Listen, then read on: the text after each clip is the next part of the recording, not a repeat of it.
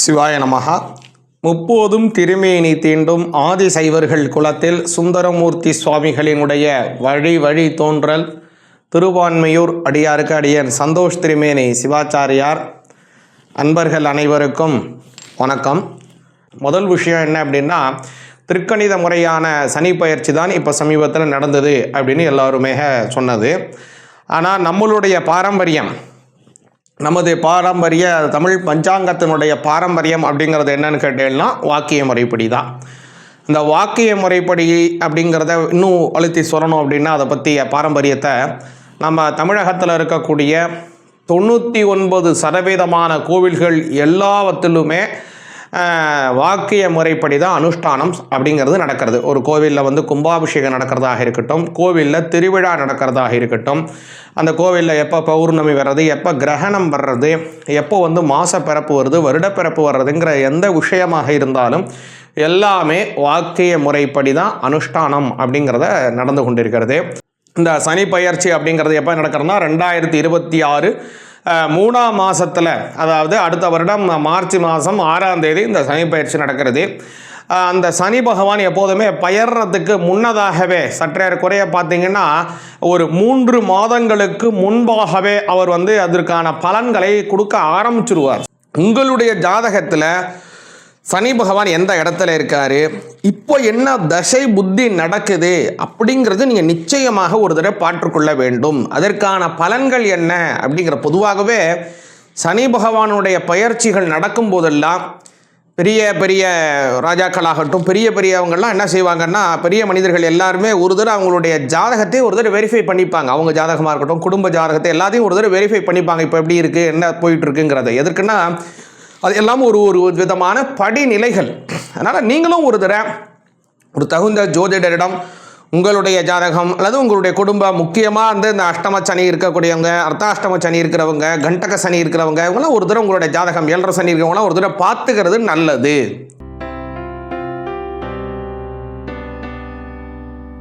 கன்னி ராசியாகிய உங்களுக்கு இப்போது சனி பகவான் 7ஆம் இடத்துக்கு வரார்.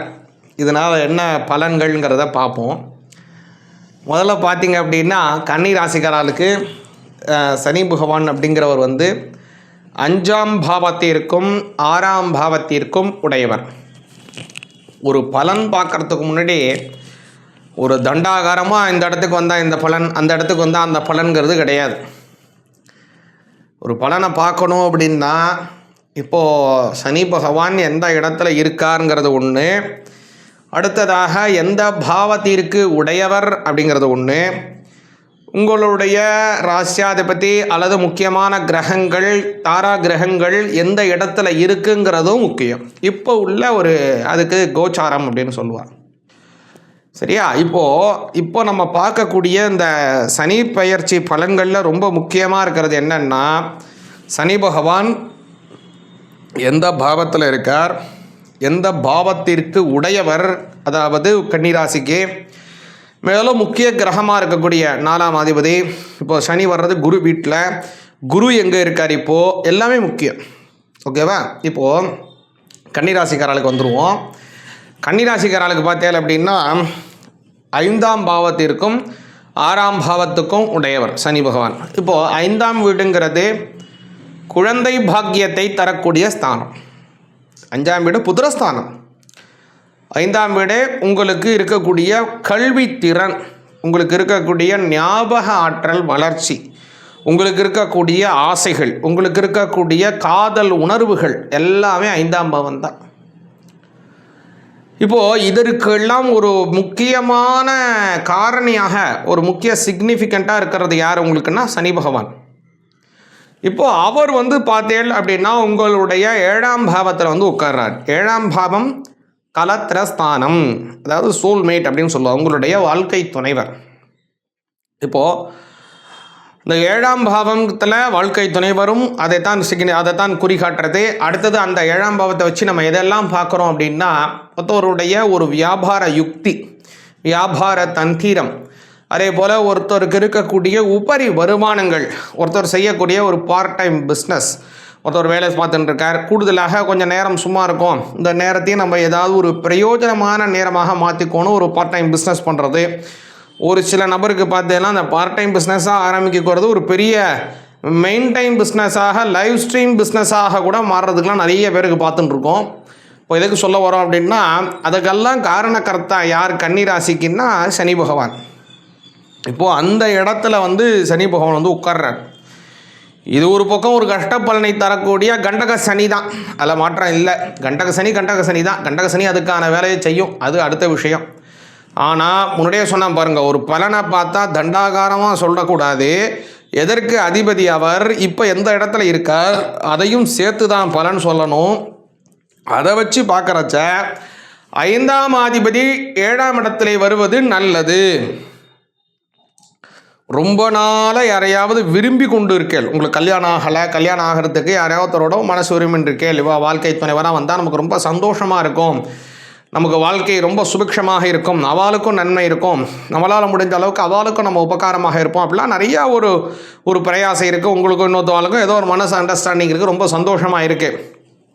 ஆனால் இதை ஒரு திருமண வாழ்க்கையாக ஏற்படுத்தி கொண்டு ஒரு நல்ல வாழ்க்கையை நம்ம லீட் பண்ணணும் அப்படின்னு அதை கொண்டு போகிறதுல நிறையா விதமான சங்கடங்கள் இருக்குது.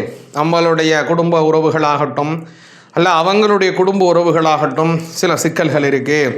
அல்ல எங்களுக்குள்ளே ஒரு சேர்ந்து வருவதற்கு ஒரு முக்கியமான ஒரு இது வரலை. நான் ஒரு நாட்டில் வேலை பார்த்துட்டுருக்கேன், இவா இன்னொரு நாட்டில் வேலை பார்த்துட்டுருக்கேன், இல்லை நாங்கள் 2 பேரும் சேர்ந்து இந்த வெளியூர் போயினது பிறகு தான் கல்யாணம் பண்ணிக்கணும்னு இருக்கோம், அல்லது நாங்கள் 2 பேரும் ஒரு வீடை கட்டின பிறகு தான் கல்யாணம் பண்ணணும்னு இருக்கோம். அந்த மாதிரி நிறையா ஒரு க்ரைட்டீரியா வச்சுருந்து அதுக்குள்ளேயே தான் சுற்றின்னு இருக்கான். கல்யாணத்துக்குன்னு வந்துட்டால் நிறையா இது பண்ணிட்டு இருக்கா இல்லையா. இதெல்லாம் நிறையா இருக்குது. ஒருத்தருக்கு ஒரு தேவைகள், ஒரு நிர்பந்தங்கள் இருக்குது. அப்போது இப்போ சனி பகவான் 5ஆம் அதிபதி 7ஆம் இடத்துல போய் உட்கார்றதுனால என்ன ஆகும் அப்படின்னா, உங்களுக்கு இருக்கக்கூடிய கல்யாணம் சார்ந்த ஒரு நிர்பந்தம் இருக்கு இல்லையா, அந்த நிர்பந்தங்கள் அப்படிங்கிறது ஒன்று அது நிறைவேறிடும், அல்லது அதற்கான ஒரு எக்ஸப்ஷன் கிடைச்சிரும். உங்களுக்கு கல்யாணம் நடக்கும், உங்கள் மனசுக்கு விருப்பப்பட்டவாளோட கல்யாணம் நடக்க போகுது. அல்லது நீங்கள் வந்து விரும்புகிறவாளை கல்யாணம் பண்ணுறீங்க, இல்லை உங்களுக்கு யாரையும் நாங்கள் லவ் பண்ணலைங்க, யாரையும் நான் மனசெல்லாம் விரும்பலை, எங்கள் அப்பா அம்மா யாரை பார்க்குறாலோ அவளை நான் கல்யாணம் பண்ணிக்க போகிறேன், ஆனால் அதற்கு நாங்கள் பார்த்துட்டு இருக்கோம், அப்பா அம்மா பார்த்துட்டு இருக்கா, சரியானபடி வரன்னு அமையலை அப்படின்னு நீங்கள் வருத்தப்பட்டு இருக்கீங்களா? கவலையே படாதேல். சனி பகவான் அவருடைய 7ஆம் பாவத்தை பார்க்குறார். இதுக்கு முன்னாடி 6ஆம் பாவத்தில் இருக்கிறச்சா என்ன நடந்திருக்கும் அப்படின்னா, கன்னி ராசிக்காரர்களுக்கு எல்லாம் பொருந்தி வரும். திருமணத்துக்குன்னு பார்க்குறச்சா பார்த்தீங்கன்னா ரொம்ப மனசு ரொம்ப பிடிச்சிருக்கும், 2 பேருக்கும் ஒருத்தர் பிடிச்சிருக்கும், ரொம்ப ஒரு ஸ்டேட்டஸ் எல்லாமே நன்னா இருக்கும். ஆனால் பார்த்தீங்கன்னா ஜாதகம் பொருத்தம் இருக்காது. ஜோசியர்கிட்ட போனால் ஒன்றுமே இல்லை, ரஜ்ஜுவே இல்லை, ஒன்றும் இல்லை, அடுத்த ஜாதகத்தை பாருங்கன்னு போயிடுவார். இப்போது ஜோசியர் பார்ப்பார், இன்னொரு ஜாதகமாக இருக்கும், சூப்பராக பொருத்தம் இருக்குது, ரொம்ப நன்னா இருக்குது, இதை பாருங்க, ரொம்ப முக்கியமாக பாருங்க அப்படிம்பார். நீங்கள் இங்கே வந்து பார்த்தா இவ்வாருக்கும் அவருக்கும் சுத்தமாக பிடிக்காது, மனசே பிடிக்காது. இப்போ பார்த்தீங்கன்னா ஜாதகம் பொறுத்தம் இருக்கும், அடுத்ததாக வந்து 2 பேருக்கும் மனசு பொறுத்தம் இருக்கும். ஆனால் பார்த்தீங்கன்னா அவளுக்குள்ளே ஒரு மேட்ச் ஆகாது. இவா வந்து இந்த மாதிரி ஒரு சூழ்நிலை, இவா இந்த வேலை பார்த்துட்டு இருக்கா, இவா அந்த வேலை பார்த்துட்டு இருக்கா, இவாளுக்கும் அவளுக்கும் ஒரு பெரிய ஒரு பொருத்தம் இருக்காது, ஒரு ஈக்குவலான ஒரு உடன்பாடு இருக்காது, ஒரு பெரிய மன பொருத்தம் இல்லாமல் இருக்கும். அப்போ ஏதோ ஒரு விஷயத்தினால ஒன்று கூட போகுது, ஒன்று குறைஞ்சி போகுது, ஒன்று தட்டி போகுது, ஒரு முன்னை குத்துது, ஒரு பின்னை உதைக்குது, முன்னை கடிக்குதுன்னு நம்ம ஏதோ ஒரு சூழ்நிலை அப்படி போயின்னு இருக்கு இல்லையா. இது எல்லாத்தையுமே என்ன பண்ணிடுவார், சனி 6ஆம் பாவத்தில் இருந்ததுனால ஏற்படுறது. இப்போ 7ஆம் பாவத்தில் வந்து உட்கார்றதுனால என்ன ஆகும்னா, 5ஆம் அதிபதி 7ஆம் இடத்துல போகிறதுனால கல்யாணம் நடக்கும். வெறும் நடக்கும்னு சொல்கிறத விட உங்கள் மனசுக்குள்ளே எப்படியெல்லாம் நீங்கள் ஒரு நிர்பந்தம் வச்சுருக்கீங்க இல்லையா, இப்படித்தான் இருக்கணும், அவர் இந்த வேலை பார்க்கணும், இந்த அளவுக்கு அவருக்கு ஒரு சம்பளம் இருக்கணும், இந்த அளவுக்கு ஒரு வீடு இருக்கணும், தனித்துவமான வீடு இருக்கணும், ஒரு கார் இருக்கணும், வெளிநாட்டில் செட்டில் ஆகிருக்கணும், அதுவும் இந்த வெளிநாட்டில் தான் இருக்கணும், இந்த நாடெல்லாம் நமக்கு சரி வராது, அந்த நாட்டில் அவருக்கு இப்படி ஒரு பிஆர் இருக்கணும், அந்த நாட்டில் வந்து அவருக்கு ஒரு தனியான ஒரு வீடு இருக்கணும், இங்கே எப்படி இருக்கோ அது மாதிரி இருக்கணும், அப்படிலாம் ஒரு நிர்பந்தம் வச்சுட்டு இருக்கோம் இல்லையா. இந்த மாதிரி ஒரு நிர்பந்தம் வச்சிருக்கிற மாதிரியான ஒரு பெண்ணாக நீங்கள் இருந்தால் அதற்கேற்ற ஒரு ஆண் உங்களுக்கு கிடைப்பார். ஒருவேளை உங்களுக்கு நீங்கள் ஒரு கன்னிராசி, நீங்கள் ஒரு ஆண் அப்படின்னா எப்படியெல்லாம் நீங்கள் ஒரு மனசில் உருவகப்படுத்தியிருக்கீங்களோ அதே மாதிரியான ஒரு பெண் உங்களுக்கு கிடைப்பார். அவ்வளோதான் விஷயம். அப்போது 5-7 மன விருப்பப்படியான ஒரு திருமண வாழ்க்கையை அமைச்சு தர்றது, இதை உங்களுக்கு சனி பகவான் தரார். அடுத்ததாக இப்போது கண்டக சனிக்கு வருவோம். கல்யாணம் ஆனாலே கண்டக சனி தானே அப்படின்னு நீங்கள் நினைக்காதீங்க. சனி பகவான் கண்டக சனியாக இருக்கக்கூடிய காலம் அப்படிங்கிறதுனால முக்கியமாக பிரயாண காலத்திலே கவனமாக இருக்கணும். பிரயாண காலத்தில் எப்படி இருக்கணும்? ரொம்ப கவனமாக இருக்கணும். அதனால் முடிந்த அளவுக்கு பிரயாணங்களை தவிர்க்கணும்.